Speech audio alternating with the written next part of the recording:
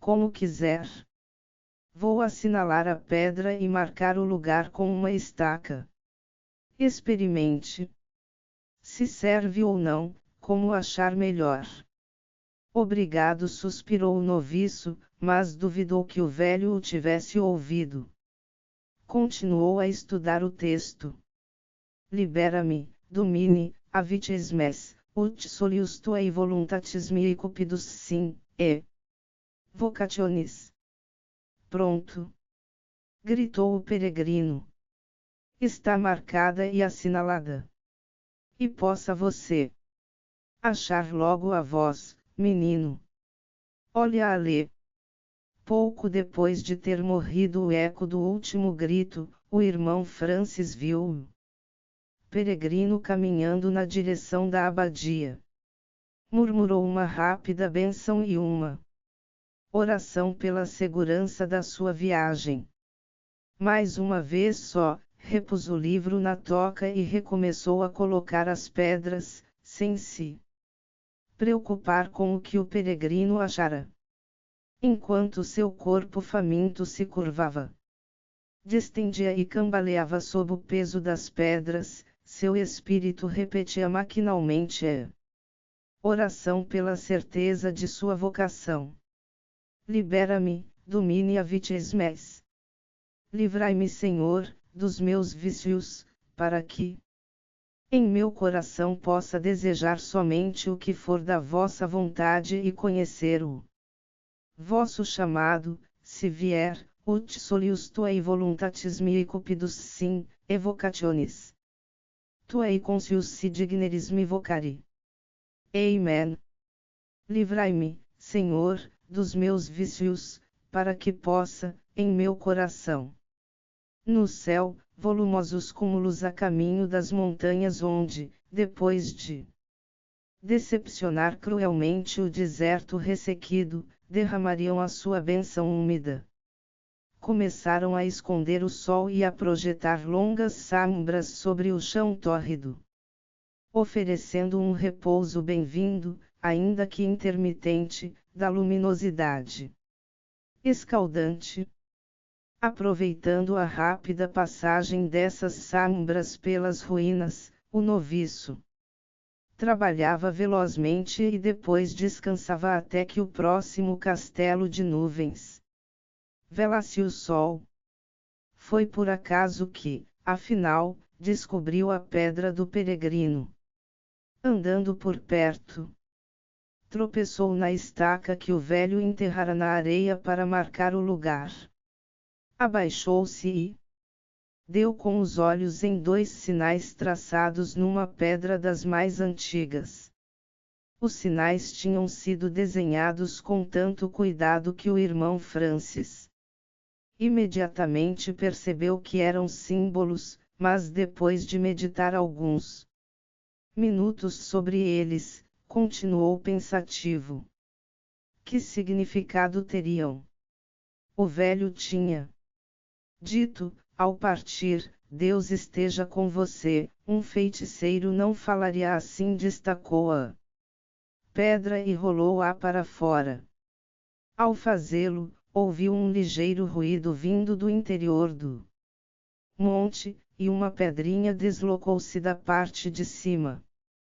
Francis tratou de fugir de uma possível avalanche, mas nada houve naquele momento.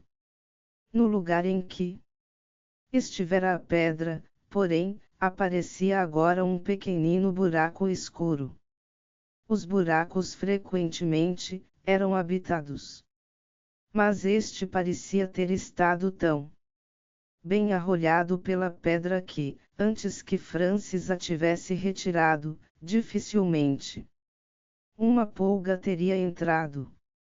Apesar disso, procurou uma vara e, devagar, passou-a pela abertura. Não encontrou resistência e ela, ao ser solta, escorregou para dentro e desapareceu, como se embaixo houvesse uma cavidade maior. Esperou nervosamente, mas nada saiu de dentro. Pôs-se de joelhos e, cuidadosamente, aplicou o nariz no buraco. Não sentiu qualquer odor de animal ou de enxofre. Jogou uma pedrinha para dentro e curvou-se para escutar. A pedrinha pulou uma vez a poucos metros da abertura, depois continuou a descer, bateu em qualquer coisa metálica e, finalmente, parou muito longe, embaixo. Os ecos sugeriam uma cavidade subterrânea do tamanho de uma sala. O irmão Francis levantou-se, cambaleante, e olhou em volta. Parecia estar só, com exceção da ave de rapina, sua companheira, que o vinha observando do alto. Ultimamente, com tamanho interesse, que outras deixavam os seus territórios de além do horizonte e vinham investigar o que havia. O noviço andou em volta do monte de pedras, mas não encontrou sinal de um segundo buraco. Subiu a um monte adjacente e perscrutou o caminho. O peregrino há muito desaparecera. Nada se movia ao longo da velha estrada, mas teve uma rápida visão do irmão Alfredo atravessando uma colina a 1 milha dali, em busca de lenha para o seu eremitério. Esse irmão era surdo como uma porta. Ninguém mais havia à vista. Francis não via qualquer razão para gritar por socorro, mas parecia-lhe bom exercício de prudência calcular de antemão quais seriam os resultados, se tivesse de fazê-lo. Depois de examinar cuidadosamente o terreno, desceu do monte. O fôlego de que necessitaria para gritar, seria mais bem aproveitado correndo. Pensou em recolocar a pedra do peregrino de modo a tapar o buraco como antes, mas as pedras ao redor tinham mudado um pouco de posição e era impossível pô-la no lugar em que estivera. Além disso, o espaço na camada superior do seu abrigo continuava vazio, e o peregrino tinha vazão, a pedra, a julgar pelo tamanho e formato, parecia servir. Depois de hesitar um pouco, suspendeu-a e dirigiu-se cambaleando para a toca. A pedra adaptou-se perfeitamente ao lugar. Deu um pontapé no muro para se certificar da sua firmeza. A camada superior não se mexeu, apesar da sacudidela ter causado um pequeno desmoronamento a alguns metros dali. Os sinais feitos pelo velho, embora um pouco apagados pela manipulação da pedra, ainda estavam suficientemente claros para copiar. Cuidadosamente, transcreveu-os numa outra pedra, usando um graveto queimado como estilógrafo. Quando o prior Cherokee viesse fazer a sua ronda habitual do sábado, talvez pudesse dizer se tinham algum sentido de encantamento ou maldição. Era proibido temer as maquinações pagãs. Mas o noviço, pensando no peso da pedra, tinha curiosidade em saber que sinais eram aqueles que iam ficar sobre a sua dormida. Seus trabalhos continuaram pelo calor da tarde. Na sua mente, porém, ficou a lembrança do buraco, aquele interessante, ao mesmo tempo apavorante buraquinho, e da maneira por que a pequenina pedra despertara ecos distantes em algum lugar embaixo da terra. Sabia que as ruínas que o cercavam eram antiquíssimas. Sabia também, pela tradição, que gradualmente elas tinham sido transformadas naqueles montes de pedras irregulares por gerações de monjas e um ou outro estrangeiro que procurava um carregamento de pedras ou pedaços de aço enferrujado que se podiam encontrar rachando as colunas e lajes em cujo centro tinham sido colocados por homens de uma época já quase esquecida no mundo. Essa erosão humana tinha destruído o aspecto que uma antiga tradição atribuía às ruínas, não obstante o atual mestre de obras da abadia ainda se orgulhar da sua habilidade em perceber e mostrar vestígios de salas, num e noutro lugar. Ainda havia metal a ser encontrado, se alguém se dispusesse a rachar as pedras que o encobriam. A própria abadia fora construída com essas pedras. Francis achava improvável que depois de vários séculos de trabalho dos pedreiros, ainda houvesse alguma coisa interessante por descobrir nas ruínas. No entanto, nunca ouvira falar em construções com fundamentos ou aposentos subterrâneos.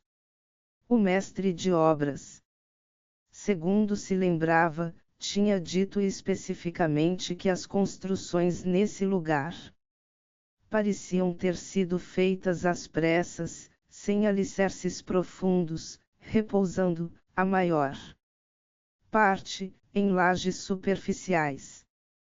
Tendo quase terminado o abrigo, o irmão Francis se aventurou de volta ao buraco e ficou olhando para dentro dele, como habitante do deserto, não se podia livrar da convicção de que, em todo lugar abrigado do sol, devia haver algo escondido. Mesmo que agora estivesse vazio, alguma coisa, certamente, se esgueiraria para dentro antes do amanhecer do dia seguinte. Por outro lado, se alguém morasse ali, era melhor encontrá-lo de dia do que de noite. Na vizinhança não havia outras pegadas senão as suas próprias, as do peregrino e o rasto dos lobos. Tomando uma decisão rápida, começou a retirar as pedras e a areia de volta do buraco. Meia hora depois, este não aumentara, mas sua convicção de que levava a uma cavidade subterrânea era agora uma certeza. 2 muros de seixos, meio enterrados e próximos à abertura, tinham sido claramente comprimidos um contra o outro pela força da grande massa de pedras na boca de um poço, estavam como que apertados num gargalo. Quando empurrava uma pedra para a direita, a que estava ao lado rolava para a esquerda, até parar em determinado lugar. O contrário ocorria quando empurrava na direção oposta, mas assim mesmo continuava a escavacar o monte. A alavanca, de repente, pulou de suas mãos, ministrou-lhe, de passagem, uma pancada no lado da cabeça e desapareceu numa depressão surgida naquele instante. O golpe fê-lo recuar, vacilando. Uma pedra deslizando do alto atingiu-o nas costas e ele caiu sem fôlego, e sem saber se tombava para dentro do poço, até que sentiu o ventre de encontro à terra e agarrou-se a ela. O estrondo da avalanche foi ensurdecedor, mas breve. Cego pela poeira, Francis ficou arquejando e receoso de se mover, tão grande era a dor que sentia nas costas. Quando conseguiu enfiar a mão dentro do hábito e procurar o ponto, entre os ombros onde, talvez, houvesse alguns ossos esmagados, sentiu uma dor aguda e os seus dedos vieram úmidos e vermelhos. Mexeu-se, mas gemeu e ficou imóvel outra vez. Houve um débil bater de asas. O irmão Francis olhou para cima a tempo de ver uma ave de rapina se preparando para pousar num monte de pedras a